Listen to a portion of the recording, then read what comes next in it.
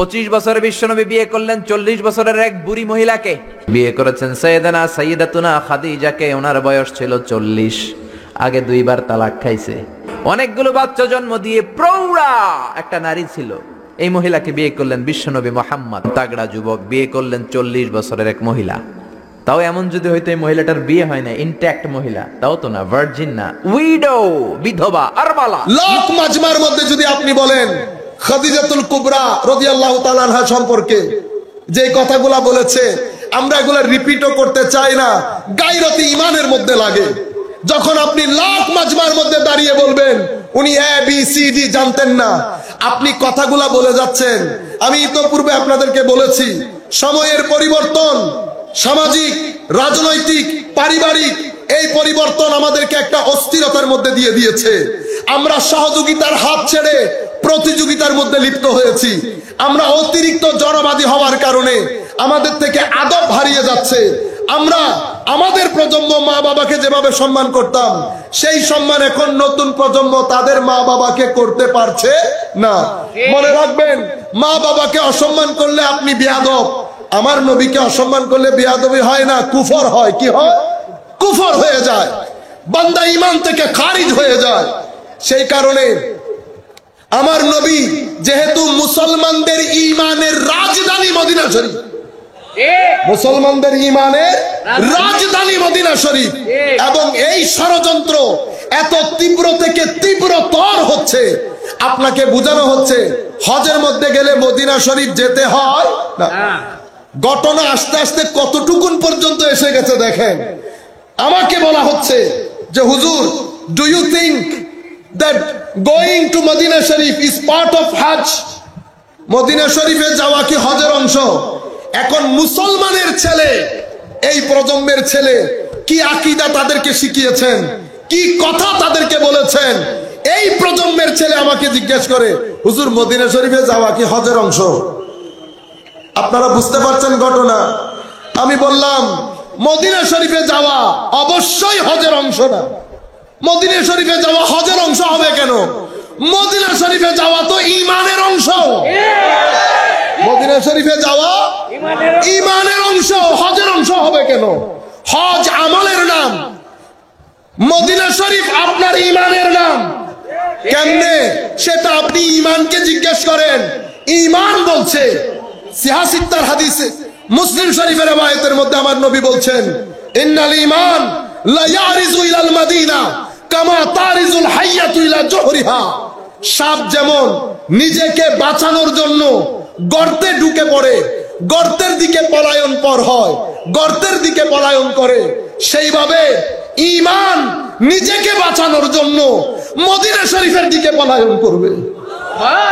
আমি জিজ্ঞেস করি, এটা যখন আমি পড়ি আমার ভিতর ভেঙে চৌচির হয়। আমি নিজেকে নিজে প্রশ্ন করি, ইয়া রাসূলুল্লাহ, সেদিন কি মুসলমান থাকবে না, মাদ্রাসা থাকবে না, লাইব্রেরি থাকবে না, মসজিদ থাকবে না? তাহলে ঈমান মদিনা শরীফের দিকে কেন চলে যাবে? আরেক হাদিস আমাদেরকে সেই উত্তর দেয়। এটা বুখারী মুসলিমের riwayat। হযরত আলী কাররামাল্লাহু ওয়াজহাহুল কারীম বলছেন, সায়াখরুজু নাস ফি আখিরিজ জামান, শেষ জামানায় কিছু মানুষের উদ্ভব হবে, বয়সে কম হবে, ব্রেইন ওয়াশ হবে, আহদাসুল আসনান, সুফাহাউল আহলাম, ব্রেইন ওয়াশ হবে, কম বয়সের হবে, কোরআন হাদিস থেকে কথা বলবে, লা ইউজাবিজু ঈমানুহুম হানাজিরাহুম, ঈমান কণ্ঠনালীর ভিতরে ঢুকবে না। ঈমান কণ্ঠনালীর ভিতরে না ঢুকলে ঈমান হবে কেন? আমাদের এই উপরের মধ্যে 3টা অংশ আছে। কয়টা অংশ? 3টা। একটা হচ্ছে গলার নিচে এই অংশ, এই অংশটা, এটাকে বলে কলব। কি কলব? এটা মহব্বত এবং ঘৃণা, মহব্বত এবং ঘৃণা এই জায়গায় জন্মগ্রহণ করে। আপনি ব্রেন দিয়ে কাউকে ঘৃণা করতে পারবে না। ঘৃণা এখান থেকে, মহব্বত এখান থেকে, ভদ্রতা এখান থেকে, অহংকার এখান থেকে, সহনশীলতা এখান থেকে, অধৈর্য এখান থেকে। সব কিছুর খামির তৈরি হয় কলবের বর্তনে। আরেকটা হচ্ছে মুখ, এটা ডেলিভারি সেন্টার। মুখ দিয়ে সেন্টেন্স বানাইতে পারবেন না, সেন্টেন্সের প্রডিউসিং সেন্টার হচ্ছে ব্রেইন। ব্রেইনে বানান, মুখে ডেলিভারি দেন, আর কলব দিয়ে সেখানে মহব্বত বা ঘৃণা লাগান। তো ঈমানের জায়গা ব্রেইন না, ইমানের জায়গা এটা, ইমানের জায়গা এটা। তো ইমান যদি এখানে আসতে না পারে তো ইমান ইমান হবে না। আমার নবী বলছে দেখেন, তারা তাদের ইমান কণ্ঠনালীর ভিতরে যাবে না। এই হাদিস, আরেক হাদিসের মধ্যে আমার নবী বলছেন সাতাকুনু দুআত আলা আবওয়াবে জাহান্নাম, কিছুদিন পরে কিছু দাঈ ইলাল্লাহ আসবে, আল্লাহর রাস্তা বলে বলে মানুষকে ডাকবে, আল্লাহর রাস্তা বলে বলে মানুষকে ডাকবে। কোথায় দাঁড়ানো? আলা আবওয়াবে জাহান্নাম, জাহান্নামের দরজায় দাঁড়ানো। মুসলিম শরীফের riwayতের মধ্যে আমার নবী বলছেন, হযরত হুযায়ফা ইবনে ইয়ামান এই হাদিসের বর্ণনাকারী, আমার নবী বলছেন সাতাকুনু দুআত, দাঈর বহুবচন দুআ, মানে আল্লাহর রাস্তায় মানুষকে ডাকবে। কোথায় দাঁড়ানো? জাহান্নামের দরজায়। তো নবী ছিলেন, আমার নবীর চোখ দেখতে আমাদের মতো হলেও আমার নবী তো সামনেও দেখতেন পিছনেও দেখতেন, চলতে চলতে জান্নাতের দরজাও দেখতেন, চলতে চলতে জান্নাতের দরজাও দেখতেন। সূর্য গ্রহণের নামাজ পড়ছে, নামাজ পড়ার পরে আমার নবী একটু পিছনে গেছে, সাহাবায়ে কেরাম জিজ্ঞেস করলেন ইয়া রাসূলুল্লাহ, সূর্য গ্রহণের নামাজ হচ্ছে, আপনি পিছনের দিকে চলে আসছেন, হঠাৎ করে হাত বাড়ালেন, কি করলেন ইয়া রাসূলুল্লাহ? জান্নাত থেকে একটা ফ্রুট নিতে চেয়েছিলাম, জান্নাত থেকে একটা ফ্রুট নিতে চেয়েছিলাম, যদি এই ফ্রুট নিয়ে নিতাম কিয়ামত পর্যন্ত তোমরা এটা খেতে পারতা, শেষ হতো না। তো নবী, আমার নবী দেখছেন জাহান্নামের দরজায় দাঁড়ানো, আমি দেখছি মসজিদে, আমি দেখছি মাদ্রাসায়, আমি দেখছি টিভিতে বসে দাওয়াত দিচ্ছে, মিলাদুন নবীর মিলাদের মধ্যে বসে, সিরাতুন নবীর মাহফিলে বসে বসে কথা বলছে, কিন্তু আমার নবী বলছে আলা আবওয়াবে জাহান্নাম। হযরত হুযায়ফা, অদ্ভুত ব্যাপার ইয়া রাসূলুল্লাহ, তাহলে আমরা চিনব কি করে? আমাকে কিছু সিম্পটম বলেন। আমার নবী বলছেন সিম্পটম আর কি বলবো, দেখতে তো আমাদের মতো দেখতে। তো ইয়া রাসূলুল্লাহ আপনি আমাকে গাইড করেন, আমি কোথায় যাব? আমার নবী বলছেন যখন এই অবস্থা হবে তখন আমার উম্মতের সংখ্যা গরিষ্ঠ যেখানে থাকবে তুমিও সেখানে থাকবা। তো বলছেন ইয়া রাসূলুল্লাহ যদি বুঝতে না পারি সংখ্যা গরিষ্ঠ কারা? আমার নবী বলছেন ফাতাজিল তিলকাল ফেরা কুল্লাহা, তখন সমস্ত মানুষ থেকে আলাদা হয়ে যাও, ঘরের মধ্যে থাকো, আল্লাহ আল্লাহ করে গাছের শিকড়কেও যদি জীবন ধারণ করতে হয় করে পৃথিবী থেকে চলে যাও, পৃথিবী থেকে চলে যাও, তবুও ইমানকে ফিতনার শিকার হতে দিও না। এখন এই একটা জামানার মধ্যে আমার নবী বলেছেন তো ইমান কেন চলে যাচ্ছে? আমার ভাইয়েরা, মসজিদ থাকবে, মাদ্রাসা থাকবে, কুতুবখানাও থাকবে, কিন্তু তৌহিদের নাম দিয়ে দিয়ে রিসালাতের উপর এত জুলুম করা হবে, ঈমান আর আপনার এখানে থাকবে না। ঈমান যেখান থেকে এসেছে মদিনা, ঈমানের রাজধানী মদিনা শরীফে চলে যাবে। আপনারা বুঝতে পেরেছেন? ঈমানকে এখন জিজ্ঞেস করেন, ও ঈমান মক্কা শরীফে গেলেন না কেন, মদিনা শরীফে কেন গেলেন? এই জবাব তো আমরা দিতে পারবো না। আমার নবী গায়েবের সংবাদদাতা, আমার নবী এসে বলেছেন ঈমান মদিনা শরীফে চলে যাবে, আমরাও বলছি ঈমান মদিনা শরীফে চলে যাবে। তবে এতটুকুন তো বুঝছি যে আমার নবীর নাম হচ্ছে ঈমান, আমার নবী ঈমান, আমার নবীর সাথে ইয়েস বললে ঈমান, নো বললে ঈমান থেকে খারিজ। আপনারা বুঝতে পেরেছেন? এই বড় ষড়যন্ত্র করে যুব সমাজের মধ্যে ফিতনার সৃষ্টি করা হয়েছে। এখন নতুন নতুন বিষয় আমাদের সমাজের মধ্যে ছড়িয়ে দেওয়া হয়েছে। আমার ভাইয়েরা, অনেক মানুষ আমাকে শুনছেন, আপনারা আমাকে চেনেন, কাউকে ছোট করা, খাটো করা, সমালোচনা করা, এগুলার মন মেজাজ আল্লাহ আমাদেরকে দান করে নাই। আমি শুধু যে জিনিসটা বুঝেছি সেটা আপনার সম্মুখে তুলে ধরছি।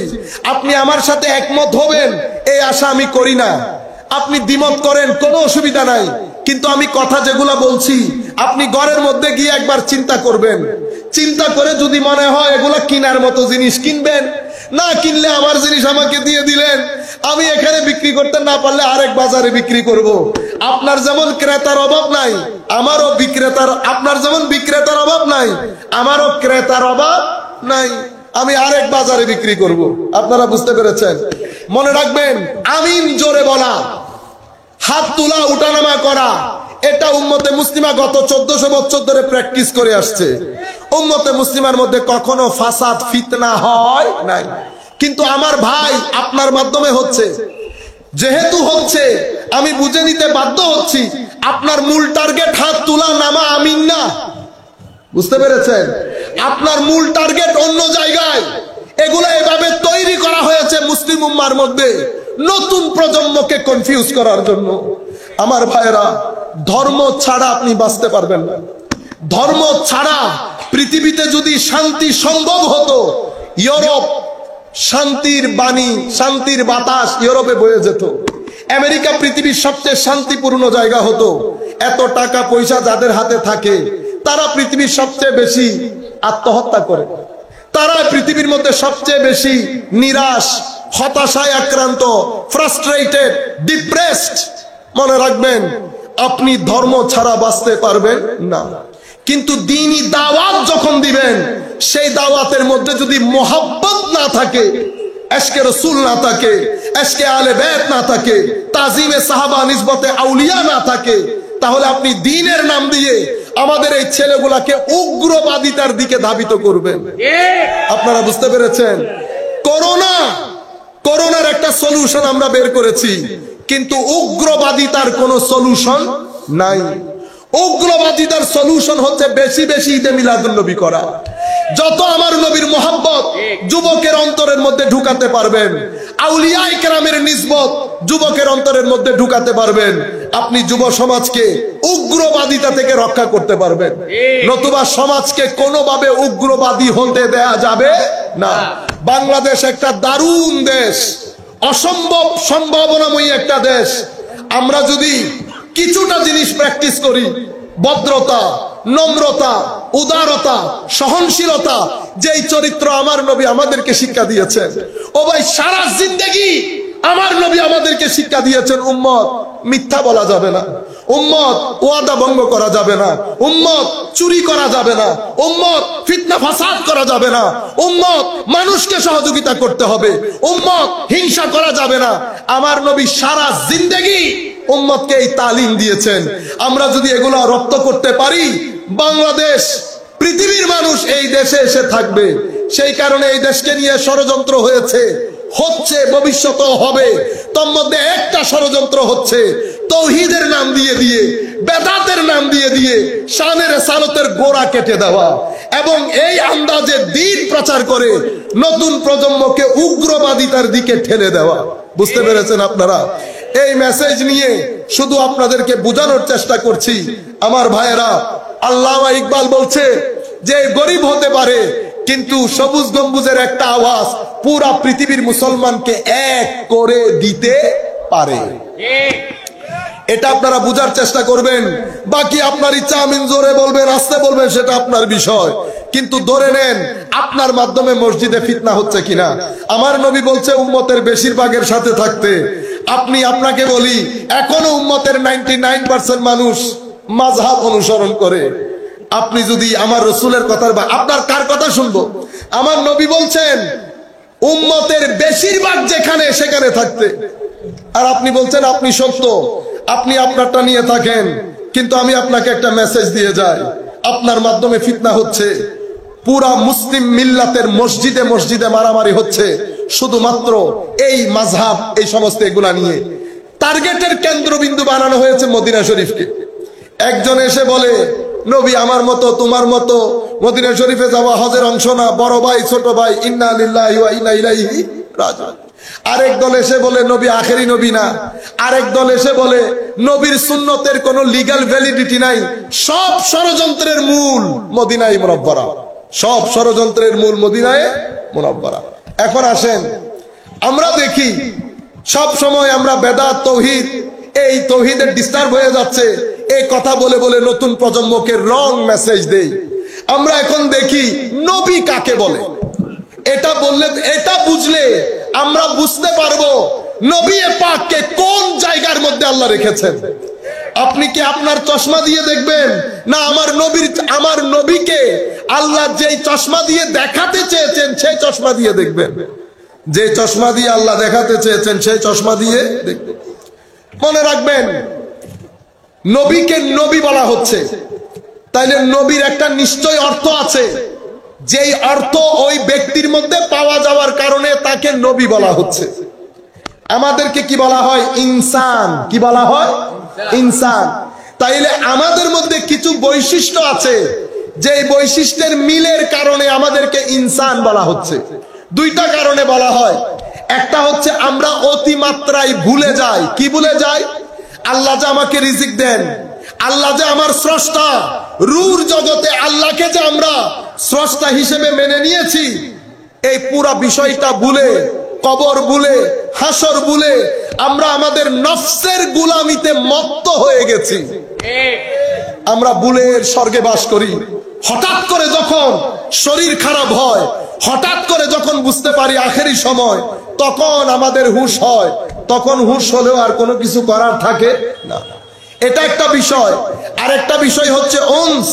আমাদের মধ্যে অনেক মানুষ যারা খন্দরা দরবারের মধ্যে শায়িত আছে, তারা আল্লাহ রাব্বুল আলামিনকে জান প্রাণ দিয়ে মহব্বত করতেন। তাদের এই মহব্বতের কারণে মানুষকে কি বলা হয়? ইনসান। কি বলা হয়? ইনসান। কি আমাদের বেশিরভাগ লোক ভুলে যায়, ভুলের কারণে কিছু কিছু লোক আল্লাহকে উনস, অতি মাত্রায় মহব্বত করেন, সেই কারণে মানুষকে কি বলা হয়? ইনসান। ঈমানকে ঈমান কেন বলা হয়? কোনো কারণ তো আছে। ঈমান আমন থেকে, আলিফ মিম নুন, আমন, নিরাপত্তা, স্থিরতা, শান্তি। আমন মানে কি? শান্তি, নিরাপত্তা, স্থিরতা।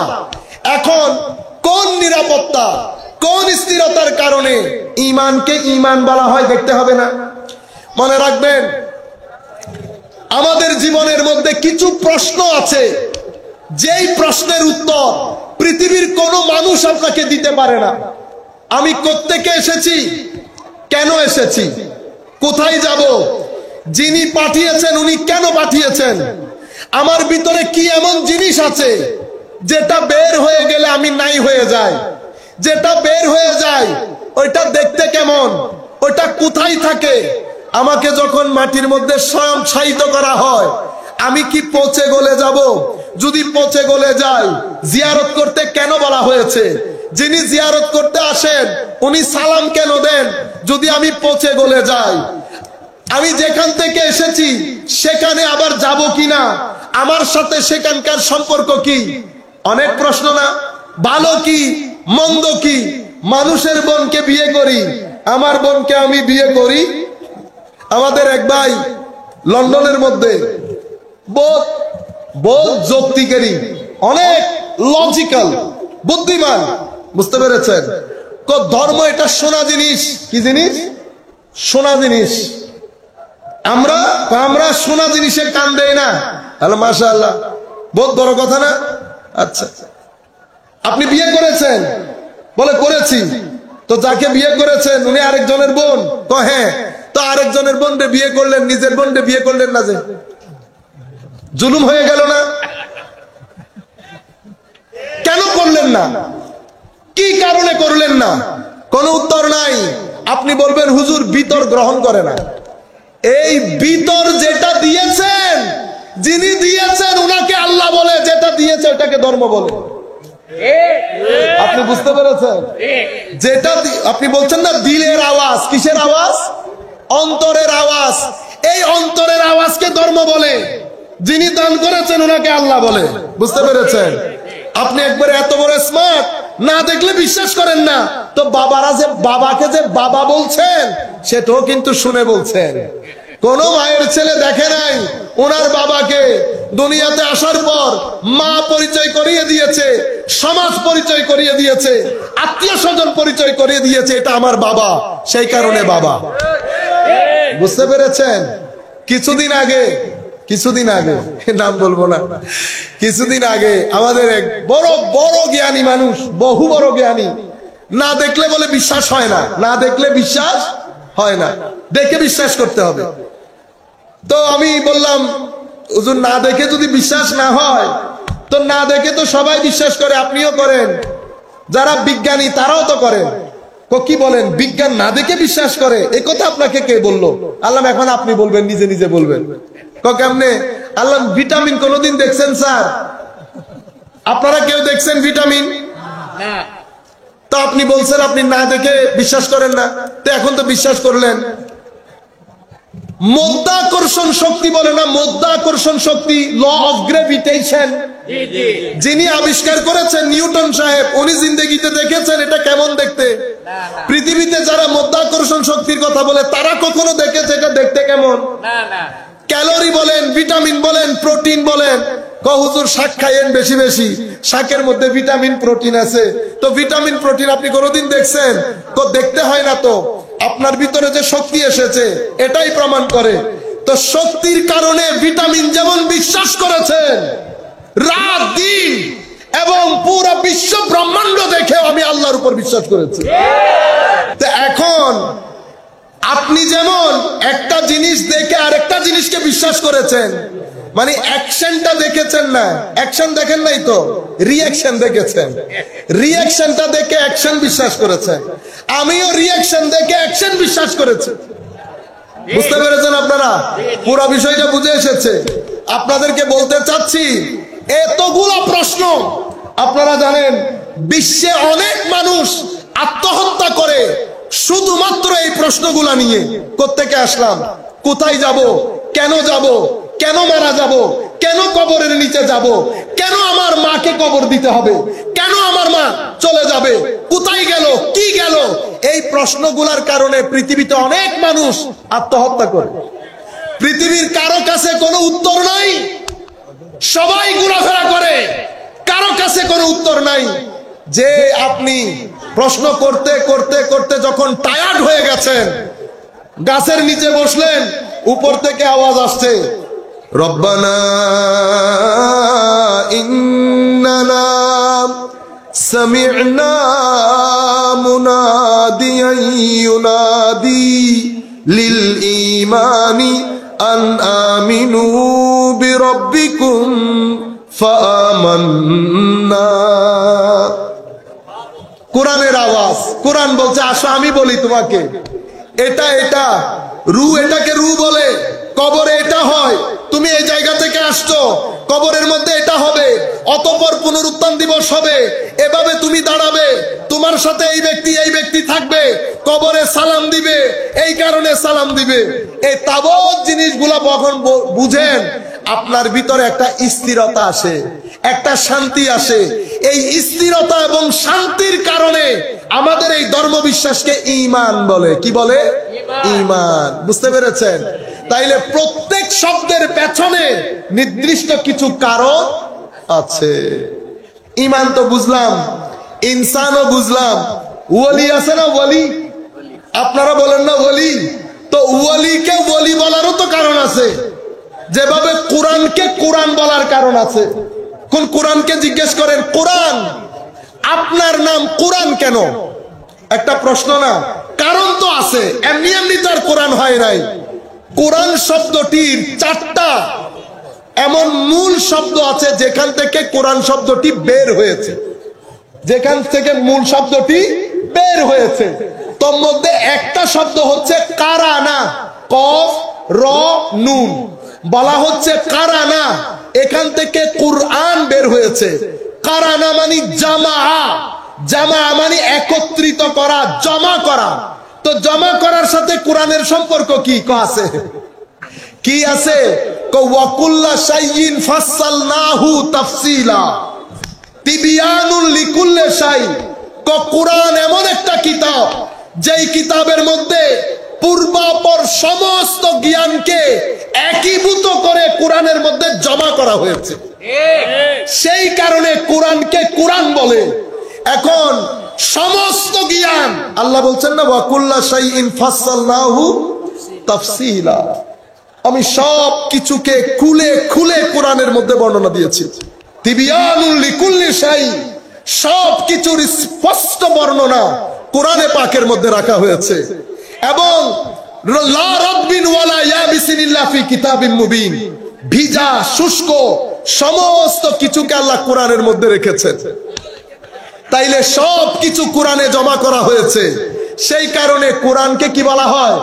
কোরআন। এখন সেই কোরআনকে আমার আল্লাহ আমার নবীকে শিখিয়েছে। সেই কোরআন আমার আল্লাহ আমার নবীকে শিখিয়েছেন।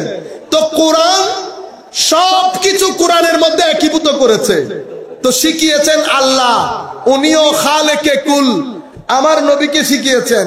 তো তবুও আমার নবীর জ্ঞান নিয়ে টানাটানি করবেন, জানে না অমুক, এগুলা বলবেন, এগুলা আহলে সুন্নাহ ওয়াল জামাতের আকীদা না। আমার ভাইরা, যুব সমাজের মধ্যে এমন ভাবে বক্তব্য রাখবেন যেন কেন আমাদের ওই বুখারী মুসলিম শরীফের রিওয়ায়াত চোখে পড়ে না। আমার ভাইরা, সবাই তো শাইখুল হাদিস, আমরা তো ছোটখাটো লোক। আমরা আপনাদেরকে বলে দেই, আপনার সাথে আমাদের কোনো দ্বিমত নাই। একটা জায়গার মধ্যে শুধু বুখারী মুসলিম থেকে আমার নবীর চুল মুবারক সাহাবায়ে কেরাম নিয়ে নিতেন, নখ মুবারক নিয়ে সংগ্রহ করতেন, থুতু মুবারক নিয়ে মুখে আর বুকে লাগাতেন, গাম মুবারক আতর হিসেবে ব্যবহার করতেন। এই হাদিসগুলো যেখানে যেখানে এসেছে সেগুলা বলে মানুষকে বলেন, আমি কথা দিচ্ছি আমি গিয়ে আপনাকে সম্মান প্রদর্শন করব, আমার সাথে আপনার মারামারি কাটাকাটি নাই। এই জায়গার মধ্যে আপনি স্কিপ করে যান। যে হাদিসের মধ্যে শানের সালাতের বর্ণনা এসেছে সেগুলো আপনারা স্কিপ করে যান। যে হাদিসের মধ্যে আমার নবীর গাম মুবারকের কথা এসেছে, নবী পাকের হাত মুবারকের বরকতের কথা এসেছে, আমার নবীর শরীর মুবারকের সুগন্ধির কথা এসেছে, আমরা স্কিপ করে যাই। উম্মতে মুসলিমাকে, নতুন প্রজন্মকে ওই মেসেজ দেওয়া থেকে নিজেদেরকে দূরে রাখি, মানুষকে বঞ্চিত করি। আপনারা বুঝতে পেরেছেন?